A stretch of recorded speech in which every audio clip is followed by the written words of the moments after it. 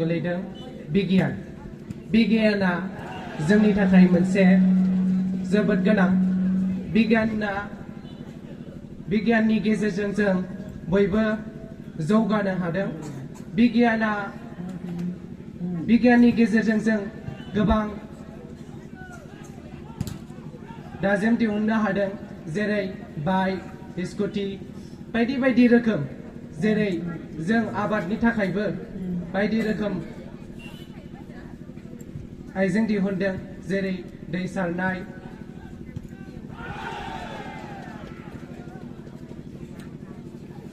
बिगियाना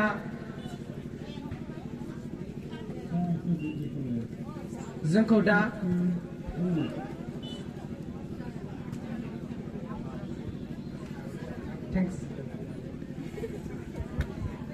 गोजोननाय थाबाय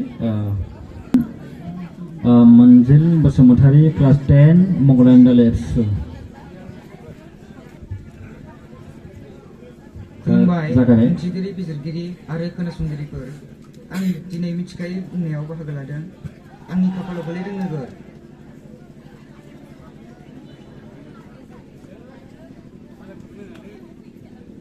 थेंक्स गोजोन्थों दाना नेक्स्टआव दङ मनज बसुमतारी बलांगुरि इउनिट एबसु माखासे नायगिरिफोरनिसिम बयनिसिमबो खुलुमनाय जासिहरनाय जाबाय आंनि खाफालाव गोलैदों जोलुरखौ जों गेलेयो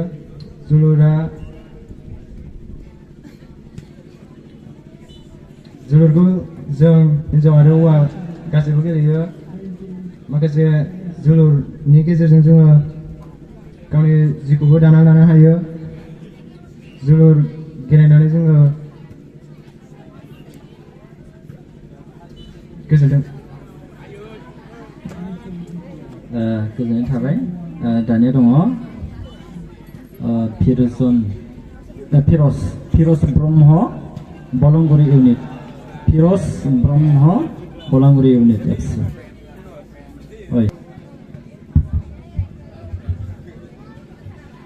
खुलुमबाय मानिनाम बुंथिगिरि बिजिरगिरि सार मेडाम आरो अनजालि फरायसा लोगो नोंथांमोन दिनै मिथिखायै बुंनाय बादायलायनायाव आं बाहागो लादों आरो आंनि खाफालाव गोग्लैदों जेखाइया जाबाय बर'नि मोनसे आइजें जायखौ जोङो ना हमनो थाखाय बाहायनाय जायो जेखाइखौ गोदो समाव बर'फोरा हेबनानै फानोमोन आरो गावसिनि न'खराव सोलिनो थाखाय रां खामायनो हायोमोन जेखाइया ना हमग्रा मोनसे आइजें बेखौ औवाजों हेबनाय जायो गोदोनि बर' बोराइफोरा जेखाइखौ हेबनानै फानोमोन नाथाय आथिखालाव बे जेखाइखौ बाहायनाया जोबोरैनो खमायलांबाय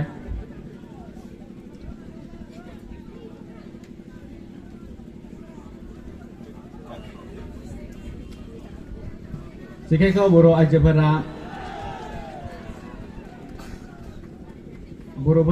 आइजोफोरा लानानै दंग' दैमा बायदिफोराव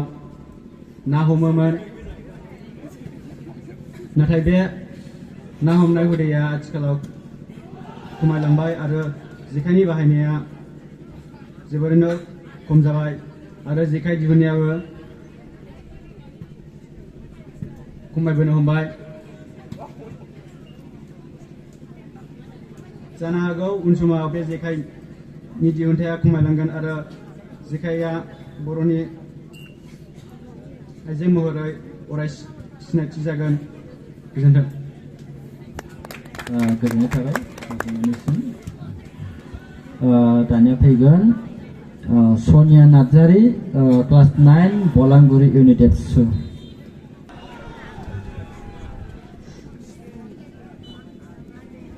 मानगोनां बिजिरगिरि बुंथिगिरि सार मिस मेडाममोन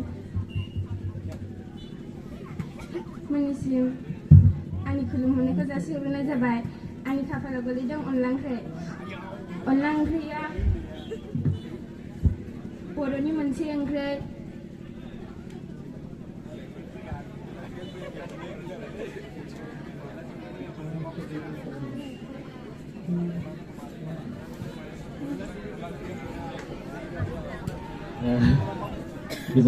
समायना ब्रह्म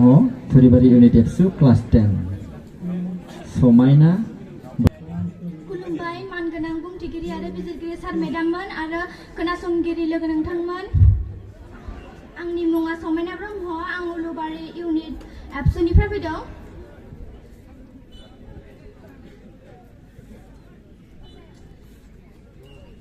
आंनि खाफालाव गोलैदों बैसागुआ बर'नि मोनसे फोरबो बैसागुआव गामि गामि गोदोनि दिनाव बर' सुबुंफोरा ज'ज'यै रंजालायोमोन नाथाय आथिखालाव बेफोरबायदि रंजानाया खम जानानै गामि गामि फांसन खुंनानै रंजानाय मोसानाय बायदिसिना मेथाइ खननाय बादायलायनाय सोलियो बैसागु होननानै बुङोब्ला जोङो बर'नियाव सोलिनाय मोनसे गोदोनिफ्रायनो सोलिबोनाय बर'नि मोनसे दोरों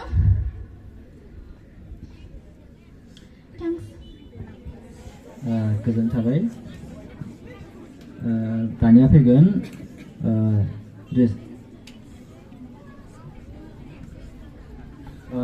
रेशमि ब्रह्म क्लास 12 बरबादाल एबसु रेशमि ब्रह्म आरो बिनि उनाव जोबथा बादाय खुलुमबाय मानगोनां बिजिरगिरि बुंथिगिरि सार मेडाम आरो लोगोसे खोनासंगिरि बिथांमोन आंनि मुङा रेशमि ब्रह्म आं थाखो 9आव फरायो दिनैनि बे मिथिखायै बुंनाय बादायलायनायाव आंबो बाहागो लानो सिगांदों आंनि खाफालाव गोलैदों फरायसा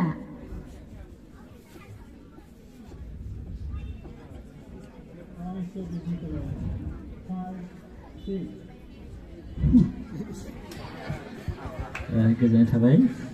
दिनै जोंहा जोबथा बादायारि कबिता दैमारि बरबादाल एबसु बिथाङानो जोंहा जोबथा बादायगिरि आरो बे गेजेरावनो जिरायनाय आंनिनो आंगो लोगोफोर आंनि मुङा कबिता दैमारि आं बरबाजार इउनिटनि सिङाव थानाय बरबाजार एस स्कुलनिफ्राय फैदों आंनि खाफालाव गोग्लैदों सेरजाया मोनसे बर'नि गोथार दामजु जों सेरजाजों गोबां मिलौदो देंखो बोनो हायो सेरजाखौ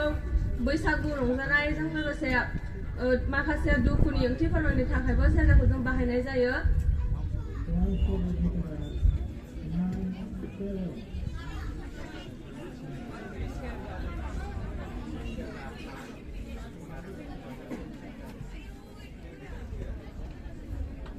सेरजाखौ दंफांजों बानायनाय जायो बेजों लोगोसे दुरुं खानानै आरो औवाजों बिनि मिलौदो देंखोखौ बोनो हायो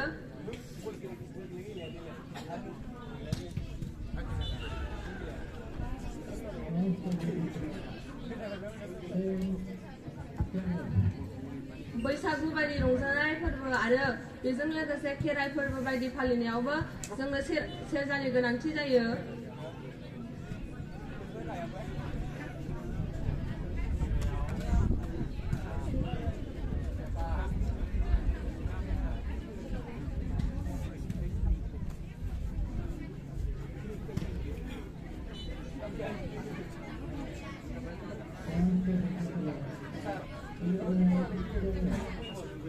सेरजाखौ जों मोनसे गोनांथार आगजु महरै आजावनो हायो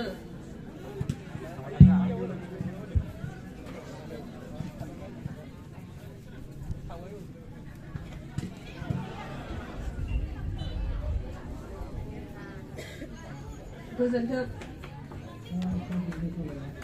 गोजोननाय थाबाय